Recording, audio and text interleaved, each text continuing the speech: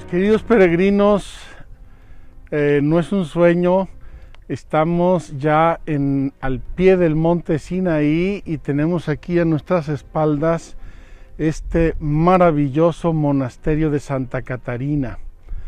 Santa Catarina de Egipto, una santa importantísima de la antigüedad, de ahí el nombre.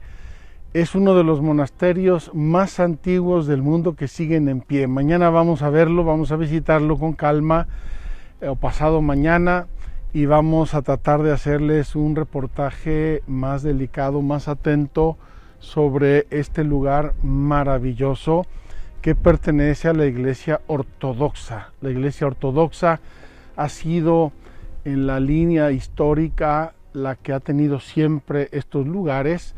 Acuérdense que antes la iglesia era una, después se divide entre la iglesia latina, la iglesia de Roma y la iglesia ortodoxa del Oriente. Así es que la continuidad aquí es la iglesia ortodoxa. Creo que vamos a poder entrevistar al padre abad de este monasterio, es un padre norteamericano en este momento, curiosamente, y me gustaría mostrarles mi supermapa tecnológico, pero se me olvidó en la mochila, a ver si alguno de nuestros asistentes, aquí hay un beduino que nos va a traer el supermapa tecnológico porque quiero que se ubiquen dónde estamos. Allí detrás vemos, no sé si ustedes lo van a distinguir, un poco los camellos, muchos camellos porque los peregrinos suben en camello, y ahí está el camino moderno que sube al monte Sinaí. El monte Sinaí no es este que ven a mis espaldas, es uno mucho más grande que está detrás de este y que vamos a subir en estos días. Quiero que noten que se ha nublado, lo cual nos ayuda a darnos una idea de lo que pudo haber sido aquellas teofanías.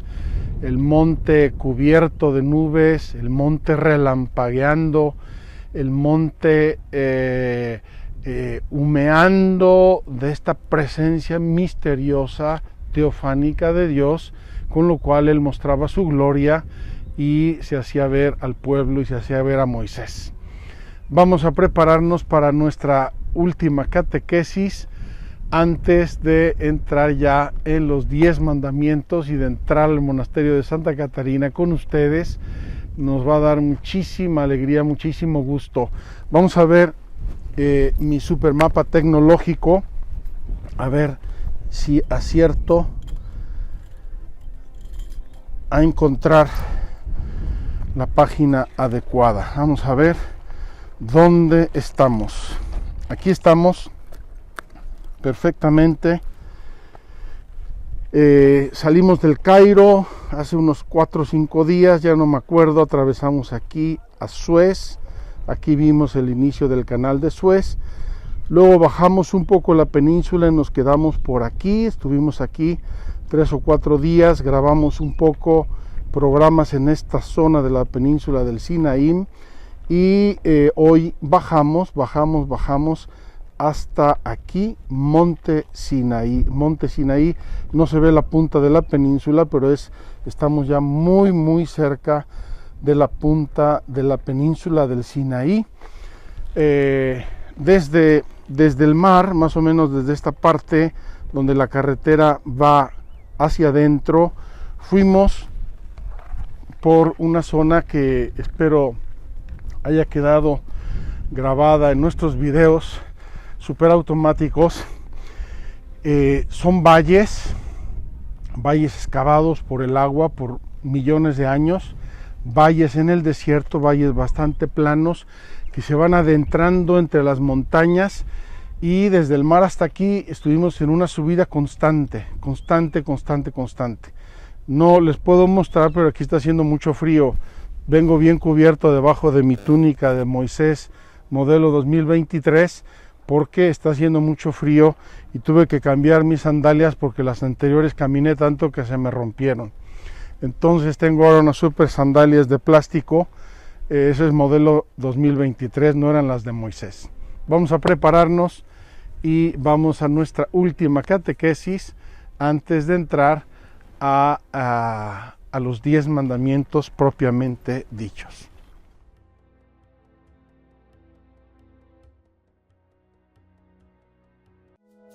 Sé que voy buscando una salida, que mi alma puede estar perdida si me separo de tu guía y dirección. Sé que esta vida es un camino para hallar la salvación.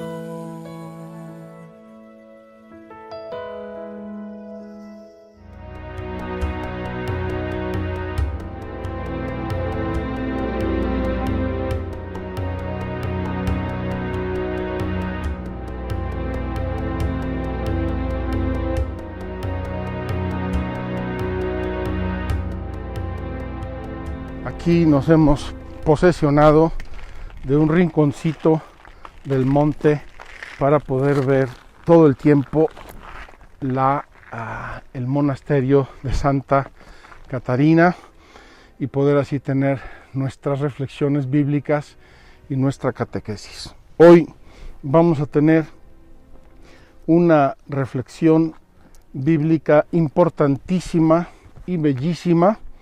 Espero que les guste y que les ilumine. Y la encontramos en el capítulo 24 del libro del Éxodo. Capítulo 24 del Éxodo. Van a notar que vamos a hacer un poco de saltos en la lectura y reflexión del libro del Éxodo.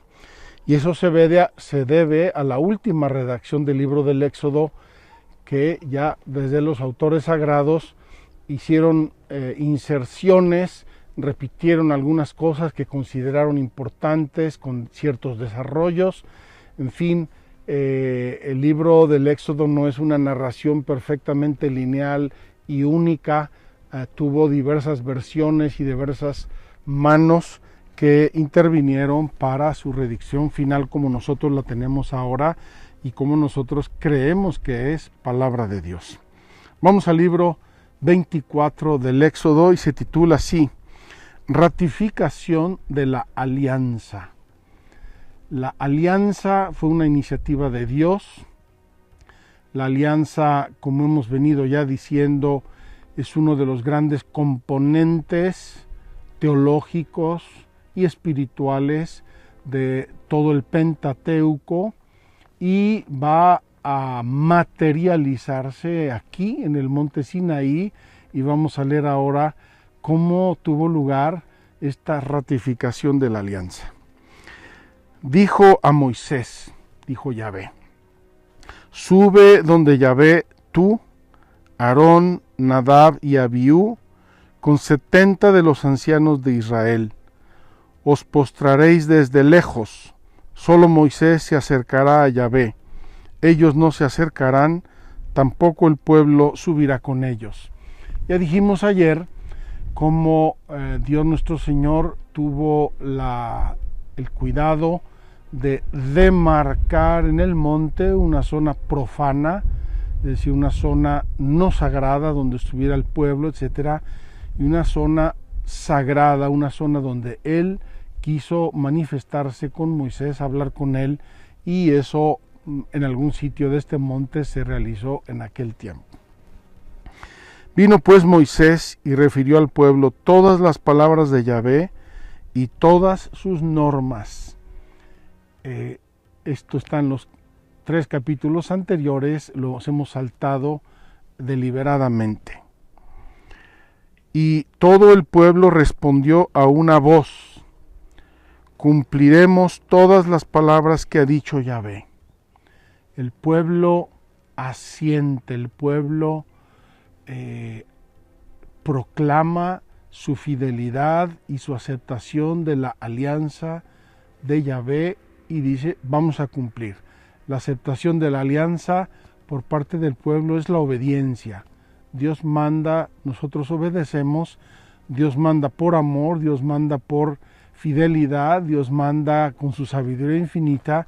A nosotros, criaturas, nos toca obedecer y aceptar lo que Él nos manda.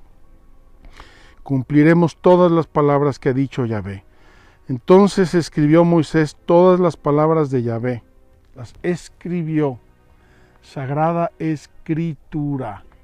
Escribió Moisés las palabras de Yahvé, y levantándose de mañana, alzó al pie del monte un altar y 12 estelas por las 12 tribus de Israel. Es muy cuidadosa la Biblia y los autores sagrados y los personajes de la Biblia de incluir siempre a todo el pueblo de Israel. Y aquí estaban, como hemos ya hablado en algún momento, las 12 tribus de Israel, así es que Moisés levanta una estela por cada una de las tribus, todos incluidos. Dios quiere que todo el pueblo de Israel sea el pueblo de su pertenencia, el pueblo de la alianza. Luego mandó a algunos jóvenes de los israelitas que ofreciesen holocaustos e inmolaran novillos como sacrificios de comunión para Yahvé. Tomó Moisés la mitad de la sangre y la echó en vasijas, la otra mitad la derramó sobre el altar. Tomó después el libro de la alianza y lo leyó ante el pueblo, que respondió: obedeceremos y haremos todo cuanto ha dicho Yahvé. Es muy hermoso, muy bello ver que la Sagrada Escritura desde el inicio del Génesis ya habla de sacrificios y holocaustos ofrecidos a Dios. Abel ofrecía sacrificios que eran aceptables a Dios porque era bueno, mientras Caín no ofrecía sacrificios aceptables a Dios porque no era bueno. Y así en toda la historia de la salvación. Tomó entonces Moisés la sangre, roció con ella al pueblo y dijo: esta es la sangre de la alianza que Yahvé ha hecho con vosotros, según todas estas palabras. Qué importante, queridos peregrinos, qué iluminador para nosotros que haya ratificado Moisés la alianza, rociando con la sangre de los animales sacrificados a Dios, rozando al pueblo, la sangre de la alianza. Moisés subió con Aarón, Nadab y Abiú y 70 de los ancianos de Israel, y vieron al Dios de Israel. Bajo sus pies había como un pavimento de zafiro, tan puro como el mismo cielo. No extendió él su mano contra los notables de Israel, que vieron a Dios, comieron y bebieron. Dijo Yahvé a Moisés: sube hasta mí, al monte, quédate allí y te daré las tablas de piedra, la ley y los mandamientos, que tengo escritos para su instrucción. Se levantó Moisés con Josué, su ayudante, y subieron al monte de Dios. Dijo a los ancianos: esperadnos aquí que volvamos a vosotros. Ahí quedan con vosotros a Aarón y Hur, el que tenga alguna cuestión que recurra a ellos. Y subió Moisés al monte. La nube cubrió el monte.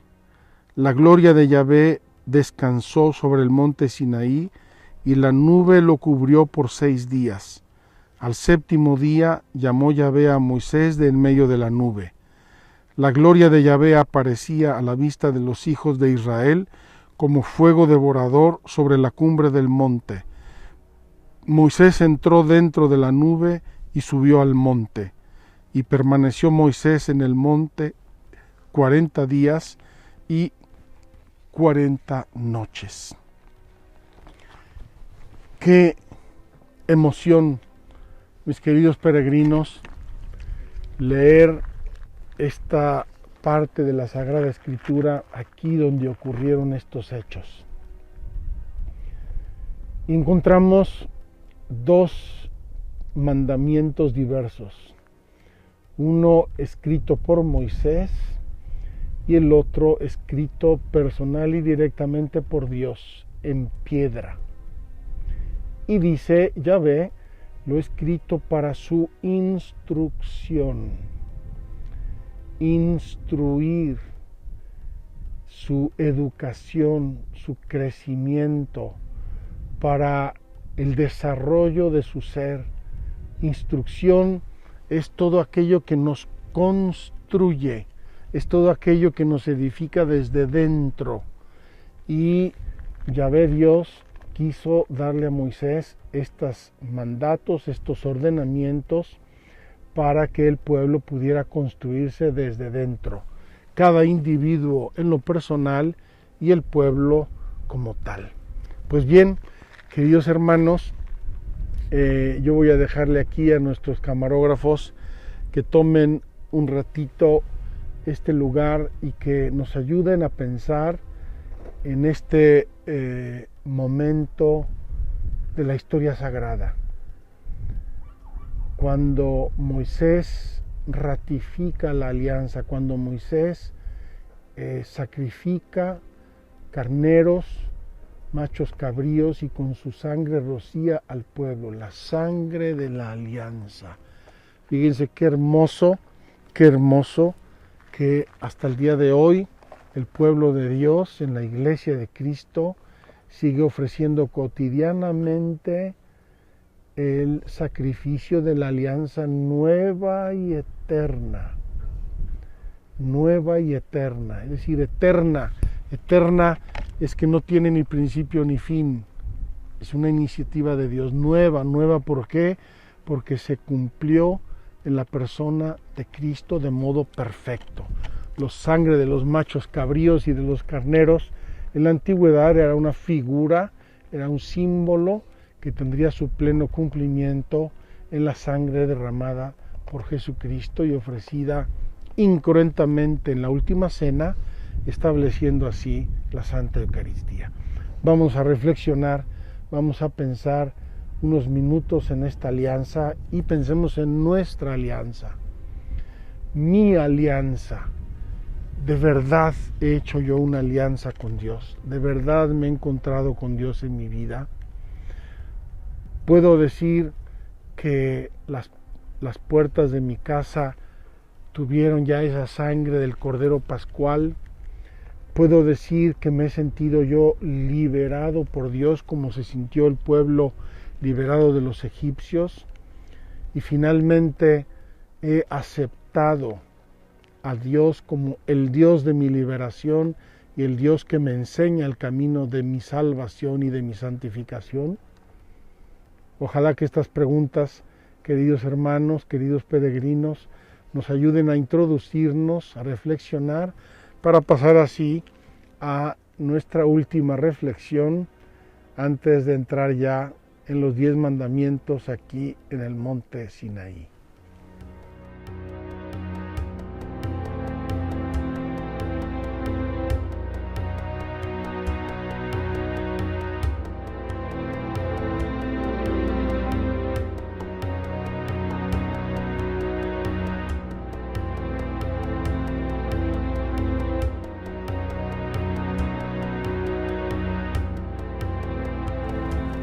Mis queridos peregrinos, ayer tuvimos en nuestra catequesis, un poco accidentada por la interrupción, tuvimos el tema de la ley moral, es decir, la ley para la vida, la ley que nos edifica, la ley que nos hace ser verdaderamente seres humanos, hijos de Dios, personas buenas y finalmente santas. El capítulo 3 que estamos viendo dice así, lo voy a repetir porque nos ayuda. El hombre, llamado a la bienaventuranza, pero herido por el pecado, necesita la salvación de Dios. Y la ayuda divina le viene en Cristo por la ley que lo dirige y en la gracia que lo sostiene. Le viene por la ley y por la gracia. San Pablo va a hablar mucho de una ley sin gracia, es decir, sin Cristo, y dice esa ley se convirtió poco a poco en una esclavitud, en una opresión, cumplir la ley por la ley. Y eso Jesús lo combatió con todas sus fuerzas porque veía a sus contemporáneos verdaderamente oprimidos, esclavizados por el cumplimiento de unas leyes que se habían vuelto inhumanas. Hay un proverbio latino que es sobre el derecho, que dice que la ley se puede convertir en la peor injusticia. Una ley aplicada ciegamente y sin espíritu se puede convertir en la peor injusticia. En nuestro caso, en el caso que estamos hablando, la ley de Dios, o la observancia de la ley de Dios, es prácticamente imposible sin la ayuda de Dios mismo. Para que podamos cumplir la ley, sobre todo cumplir la ley como Jesús la enseñó, es decir, en el grado máximo de perfección que humanamente podemos alcanzar, sin la gracia de Dios, sin la acción del Espíritu Santo, es absolutamente imposible. Hablamos pues ayer de la ley, hablamos de la ley moral natural, de la ley antigua, de la ley nueva, hablamos de los consejos evangélicos, y hoy vamos a hablar de otro tema muy importante y me apena que lo voy a tener que tratar de un modo un poco rápido, espero que no sea superficial, pero sí rápido. La justificación y la gracia. La justificación, que Dios nos hace justos, que Dios a través de su gracia nos regenera por dentro, nos da una vida nueva por dentro y nos da la gracia. Gracia viene de gratis, gracia viene de don gratuito, la gracia para poder cumplir esa ley y con ello salvarnos, agradar a Dios y realizar nuestra vocación como criaturas de Dios, como hijos. En primer lugar, la justificación. La gracia del Espíritu Santo tiene el poder de santificarnos, es decir, de lavarnos de nuestros pecados y comunicarnos la justicia de Dios por la fe en Jesucristo y por el bautismo. Este pequeñísimo párrafo no tiene una coma de desperdicio. La gracia del Espíritu Santo tiene el poder de santificarnos, es decir, de lavarnos de nuestros pecados. Primero nos lava, nos saca el pecado, lo purifica, nos regenera, nos hace nuevos interiormente, esta gracia del Espíritu Santo. Y segundo, nos comunica la justicia de Dios por la fe en Cristo y por el bautismo. No basta la fe, se necesita también la gracia del bautismo. De esto hablamos el año pasado en nuestra peregrinación de la gracia. Entonces, con esto nosotros estamos habilitados, estamos regenerados, nos han hecho capaces de vivir como hijos de Dios, nos han hecho capaces de hacer obras meritorias ante Dios. El poder del Espíritu Santo, del poder del Espíritu Santo participamos en la pasión de Cristo, el cual muriendo por el poder del Espíritu Santo, participamos en la pasión de Cristo, muriendo al pecado y en su resurrección naciendo a una vida nueva. Morimos al pecado, nos enseña San Pablo, morimos, verdaderamente morimos. Por eso, idealmente en el bautismo nos sumergen en el agua. Las iglesias orientales conservan el bautismo de inmersión, nos sumergen en el agua y con eso morimos al pecado y surgimos renovados en la gracia del Espíritu Santo. Somos miembros del cuerpo de la iglesia, que es el cuerpo de Cristo. Qué hermoso lo expresó el mismo Jesús cuando dice: yo soy la vid, vosotros los sarmientos. Yo soy la vid, yo os doy la vida, yo os transmito la vida, yo os comparto la vida que es mía y os la doy, os la regalo, va a ser vida de vuestra vida. La primera obra de este proceso de justificación es la conversión. Nosotros que recibimos el bautismo de pequeños probablemente no hayamos tenido nunca una propia y verdadera conversión. El que recibe consciente y deliberadamente la fe en Jesucristo de adulto tiene en primer lugar que convertirse. Y el inicio de la conversión es ya una gracia. Ya está ahí dentro un gusanito, un algo que me invita a acercarme a Cristo, a vivir según Él, a identificarme con el ideal cristiano. Es la conversión. Así comenzó Jesús su predicación: convertíos porque el reino de Dios está cerca. El mismísimo proceso que hizo Jesús en su predicación es el que se da en cada alma. La justificación libera al hombre del pecado, que contradice el amor de Dios y purifica su corazón. Nos libera, saca de nosotros el pecado. Al mismo tiempo es una acogida de la justicia de Dios por la fe en Jesucristo. Nos hace justos esta gracia de Dios. Qué hermoso cuando leemos en el Evangelio que Dios escogió a José y dice que porque era justo no quiso denunciar a su mujer cuando supo que María estaba embarazada. Era un hombre justo, es decir, vivía en este orden la gracia de Dios. Era un hombre justo. Esta justificación nos fue merecida por la pasión de Cristo, por lo tanto tenemos que valorarla y vivirla en la pasión de Cristo. No podemos ser superficiales con un don tan inmensamente grande, tan maravilloso, que costó la pasión de Cristo. Y esta justificación establece la colaboración entre la gracia de Dios y la libertad humana. Fíjense qué hermoso. El inicio de esta acción de Dios en mi alma es la conversión.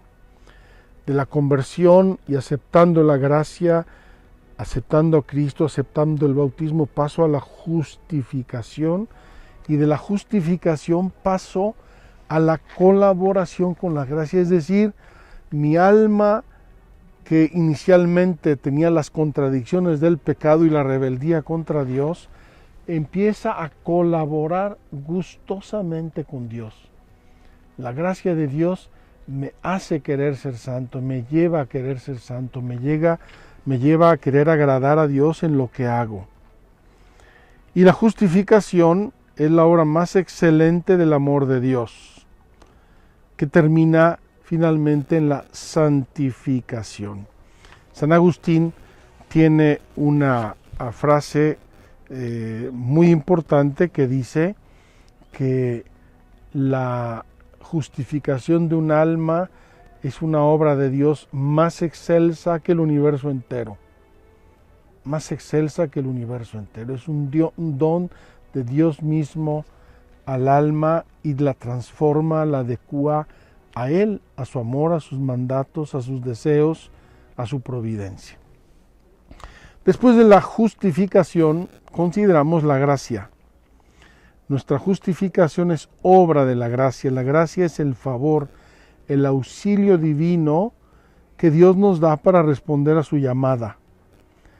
Llegar a ser hijos de Dios, hijos adoptivos, partícipes de la naturaleza divina y finalmente herederos de la vida eterna.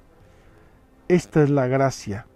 Nos da la capacidad de responderle a Dios, y eso es de seguir este proceso de santificación. La gracia es una participación de la vida de Dios. La gracia es la vida de esta vocación a la vida eterna, es sobrenatural, no es natural. Y aquí quiero prevenirles de que a veces quisiéramos sentir la gracia, sentir nuestra santificación, y no siempre la podemos sentir como sentimos otras cosas a nivel puramente emotivo, afectivo, emocional. La gracia es mucho más que eso. La gracia es mucho más que eso. No por nada Dios nuestro Señor ha probado a algunos santos y los ha hecho verdaderamente muy santos en medio de arideces y de noche oscura del alma. No siento nada, no siento a Dios, me siento mal, me siento pecador. La pobre de Santa Teresita del Niño Jesús se sentía una porquería y era una de las santas más bellas y más santas que ha habido en la historia del cristianismo. No coincide la santificación con sentimientos naturales. Puede coincidir, pero no es necesario. La gracia santificante es un don habitual. El que vive en gracia tiene esta gracia, participa de esta gracia, la tiene en su alma. Pero esta gracia santificante nosotros la llamamos habitual o actual. Habitual porque está siempre, está en mi alma, actúa, me está santificando, es algo permanente. Hay otra gracia, también santificante, que es actual, es decir, para actos concretos. Yo recibo una llamada de Dios especial a ser sacerdote. Dios me da las gracias actuales para responder a esa gracia de mi vocación sacerdotal. Dios me invita a hacer una obra de caridad, me invita a ayudar a los huérfanos, a las viudas, me invita a una obra X y me da las gracias actuales, es decir, para los actos que yo necesito hacer para realizar esa obra concreta. La teología de la gracia nos dice que todo es gracia.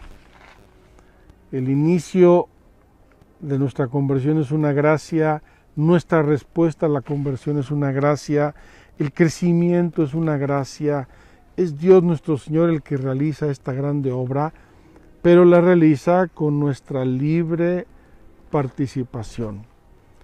No puedo decir, me cayó la gracia de Dios, me aplastó, no me dejó ni correr ni liberarme. No.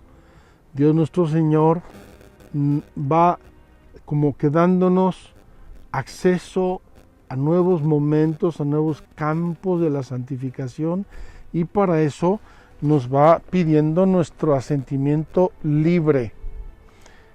Por eso nuestro crecimiento en la vida espiritual y en la santificación es meritorio, por eso agrada a Dios, por eso obtiene méritos también para los demás, porque exige y demanda mi participación libre. Fíjense en la vida de muchos santos, por ejemplo, San Antonio de Egipto, allá que estamos en Egipto, él lo recuerda el cristianismo como un hombre de muchísimas tentaciones. Lo ve el cristianismo rodeado de fieras, lobos, panteras y leones, que son tentaciones que atentaban contra su santidad, contra su fidelidad a Dios. En esas tentaciones, Dios nuestro Señor estaba probando su libertad, estaba haciéndolo caminar en la libertad y estaba haciéndolo ejercer su libertad para ser fiel a Dios. No fue fiel a Dios simplemente porque Dios lo quería, sino porque Él correspondió a esa gracia. Finalmente tenemos, y hablamos de ello el año pasado, las gracias sacramentales, es decir, cada uno de los sacramentos aumenta en nosotros la vida de gracia con el fin propio de cada sacramento.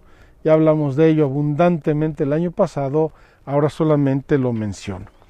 Hay una gracia más que es bellísima y que quiero subrayarla, la gracia de estado. Los estados en la vida cristiana son diversos. El estado del matrimonio es un estado cristiano, es un estado de vida. El estado sacerdotal, otro estado, consagrarse a Dios, vivir para Él, ser ministro de Dios. El estado de alma consagrada, el estado de soltería también es una gracia, es una bendición, es una llamada de Dios. La viudez, hay diversos estados. Y Dios nuestro Señor nos da la gracia de estado para poder cumplir y poder realizar en nuestra vida perfectamente lo propio de nuestro estado. Es decir, Dios me llama a mí Juan María Solana Rivero, me llama a ser santo en el estado de sacerdocio y por lo tanto me da una gracia de estado para ejercer mi ministerio y santificarme en él y agradar a Dios. Yo recuerdo cuántas veces mis padres nos hablaban, nos comentaban de esa gracia de estado, por ejemplo, cuando yo me ponía rebelde en mi adolescencia, ¿verdad? Papá, dame permiso de ir acá. No quiero, no vas a ir ahí, no. Papá, ¿por qué? Porque no quiero.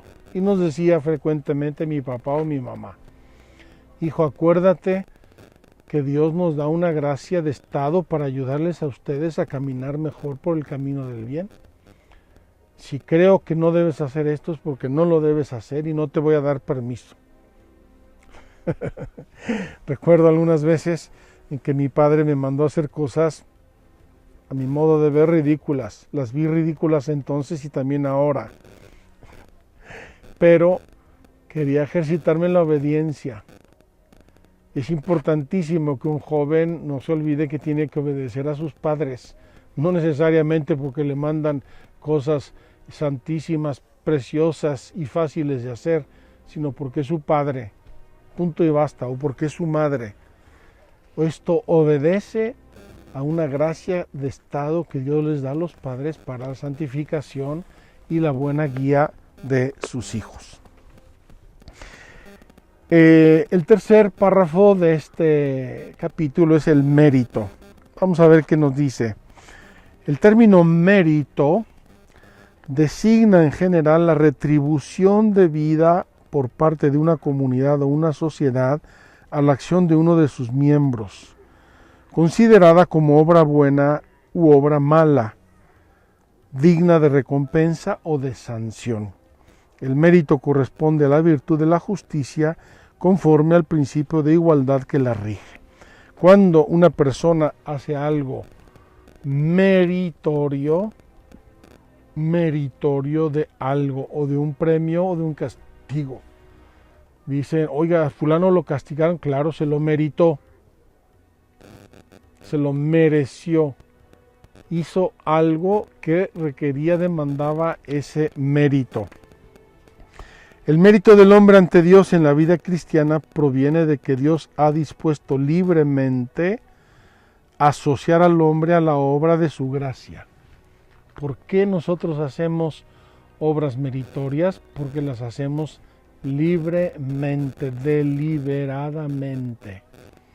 Dios no nos obliga, podríamos no hacerlas, pero Dios quiere que las hagamos, y si yo las hago con amor, obtengo méritos para eso. Dice aquí el catecismo con toda razón que la conversión, es el inicio de la acción de la gracia en mi alma, no tiene mérito ninguno porque es un don puro de Dios. Podemos después merecer favores y méritos porque correspondemos y porque esa gracia inicial va creciendo. La caridad de Cristo es en nosotros la fuente de todos nuestros méritos ante Dios. Nosotros vamos respondiendo a la gracia de Dios y eso hace que nuestra vida sea meritoria. Al fin y al cabo, verdaderamente todo es gracia, tenemos que pedirla, implorarla y ser muy, muy generosos, muy dóciles, muy atentos, muy rápidos a corresponder a la gracia de Dios. Cuarto párrafo de este capítulo es la santidad cristiana. Huelga decir que después de todo lo que hemos dicho, el crecimiento verdadero, perfecto, humano, moral de una persona en el cumplimiento de las leyes de Dios es ser santo. El hombre maduro es el santo es maduro. Yo dudo que haya un gran santo inmaduro. Madurez y santidad y sanidad coinciden en nuestro corazón y son como la expresión del triunfo de la gracia en nuestras vidas. Hay una frase de la carta a los Romanos, la voy a leer porque expresa todo ese camino que Dios va realizando en todas las almas si se le prestan. Sabemos que en todas las cosas interviene Dios para bien de los que le aman. A los que de antemano conoció, también los predestinó a reproducir la imagen de su Hijo, para que fuera Él el primogénito entre muchos hermanos. A los que predestinó, a esos también los llamó. A los que llamó, a esos también los justificó. A los que justificó, a esos también los glorificó. Glorificar o santificar, en este caso, serían sinónimos.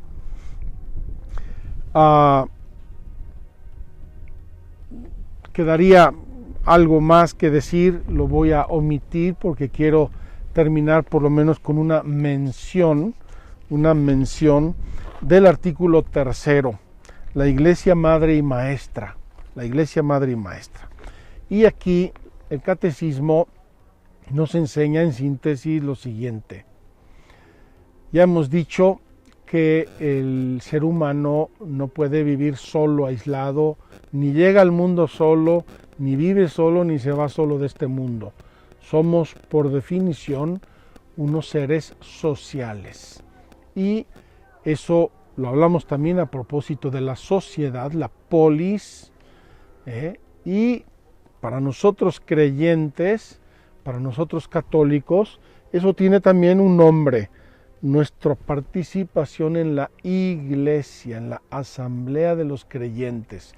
Y eso tiene diversos elementos para nuestra vida moral. El primero y el más importante es que la iglesia nos alimenta, nos acompaña, nos educa, nos enseña, nos edifica a través de la santidad de sus miembros.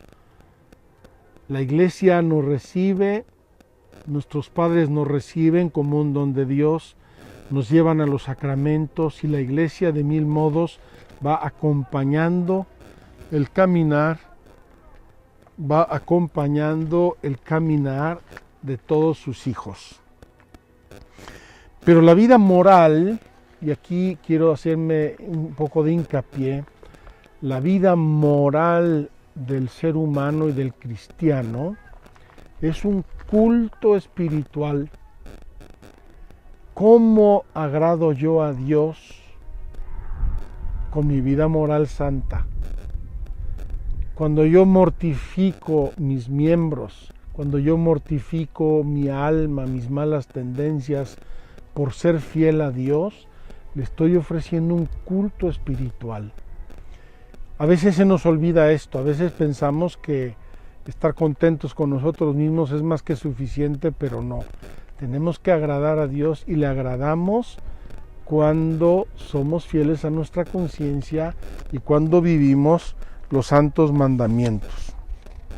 La vida moral es cuidada por la Iglesia, que a través de los pastores, a través del Papa, de los obispos, nos van enseñando lo que es bueno, lo que es recto, lo que es agradable a Dios, y nos van educando en la vida moral.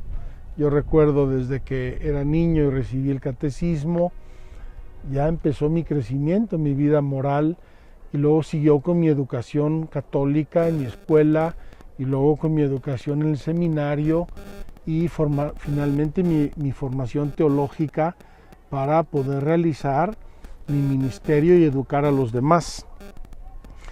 Eso lo ejerce el Papa y los obispos en comunión con él, eso lo ejercen todos los que tienen la vida, la gracia de Estado para educar, educadores, padres de familia de modo muy especialísimo, los padres de familia, los líderes. La Iglesia tiene muchas personas y muchos recursos para irnos llevando por el camino del bien. Y el grado supremo de la participación en esta capacidad de la Iglesia de educar es la infalibilidad del Papa. La infalibilidad del Papa y de la Iglesia, cuando enseñan ex cátedra, nos dan la certeza absoluta de que es voluntad de Dios, es lo que Dios quiere que creamos y lo que Dios quiere que vivamos.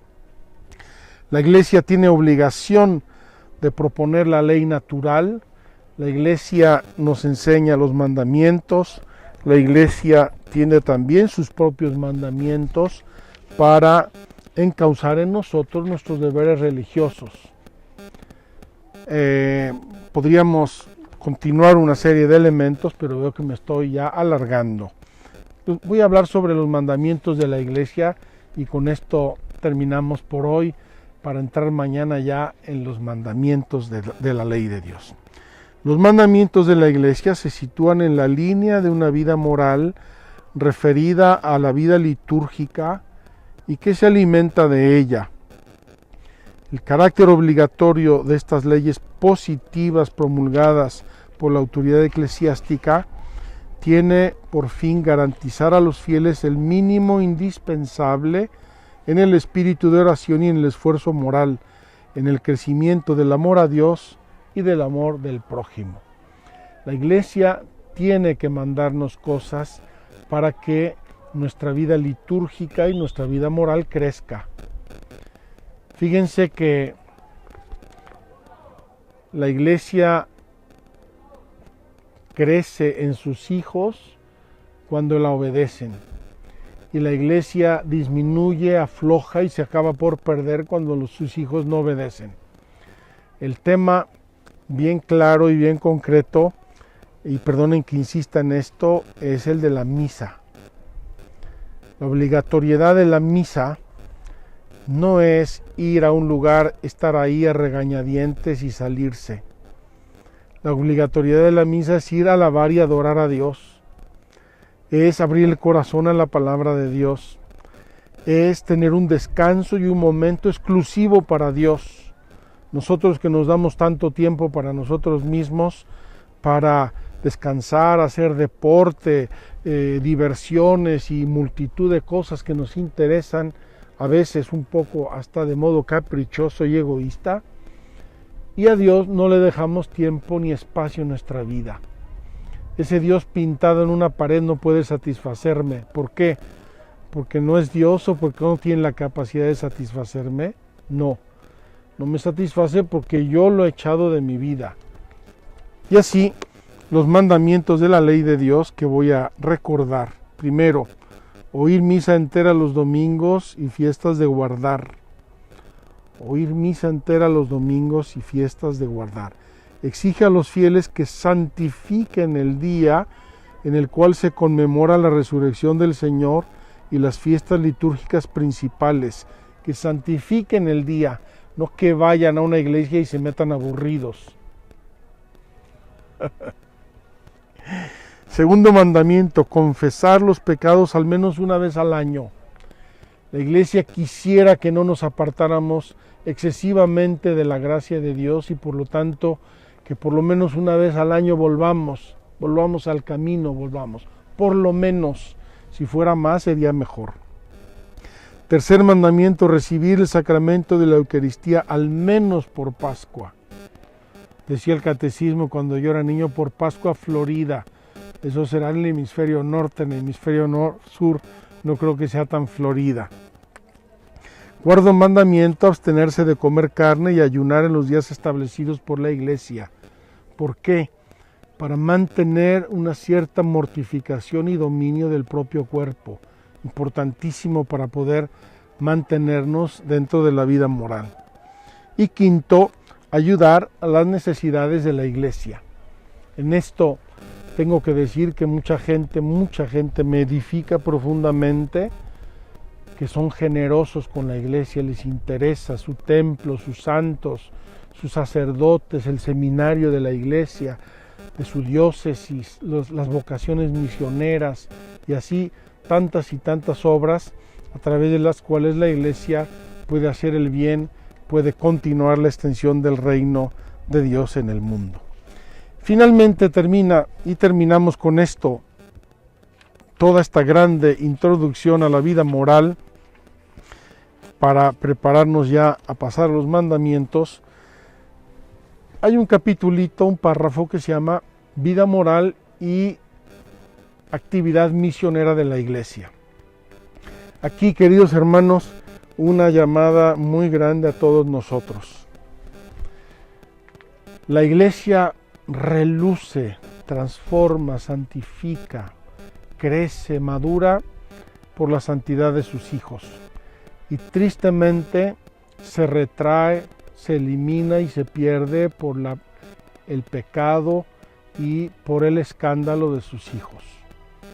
Tenemos que sentirnos profundamente responsables, amando a nuestra Madre la Iglesia y queriendo ser buena buenos para que ella luzca una madre bella, una madre santa, una madre capaz de extender el reino de Dios entre los hombres y no una madre llena de pecados, de tristeza, de escándalos, que en vez de edificar, desedifica las almas y por supuesto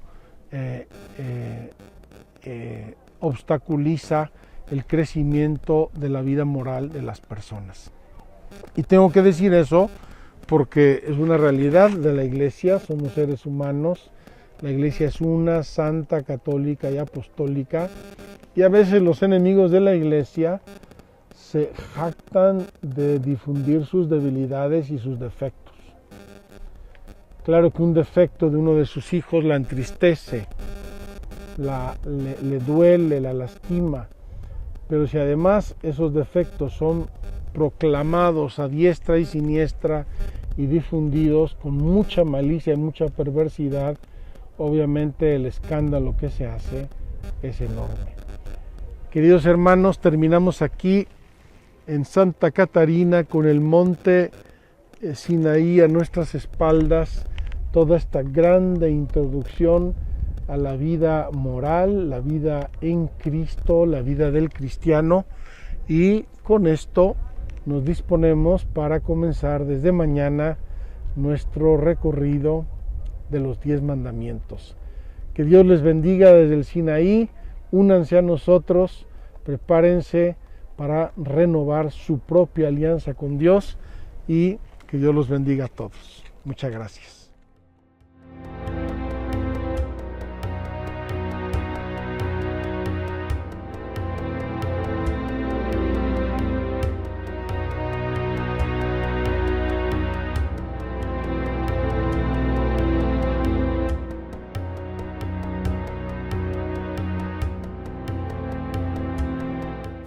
Sé que voy buscando una salida, que mi alma puede estar perdida si me separo de tu guía y dirección. Sé que esta vida es un camino para hallar la salvación.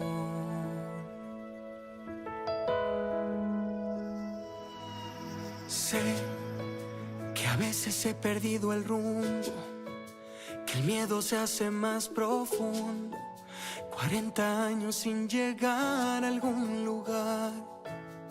Sé que aunque yo me haya perdido, tú me vuelves a encontrar. Libérame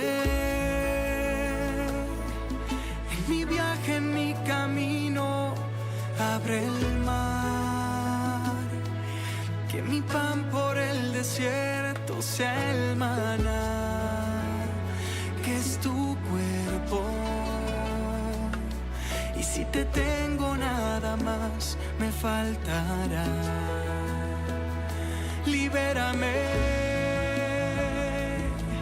y que encuentre siempre en ti mi vocación, mandamientos que nos dan la salvación, que rompen cadenas de este plan que tú escribiste, que conduce a tu presencia.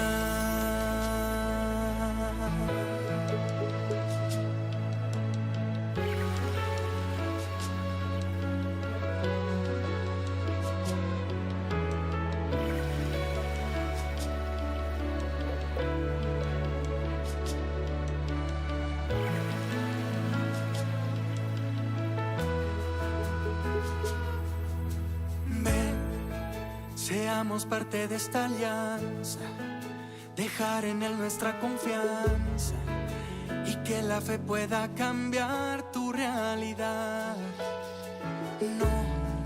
No nos toca caminar atados, fui creado para amar.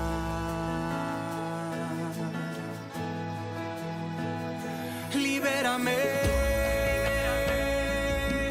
en mi viaje, en mi camino, abre el mar, que mi pan por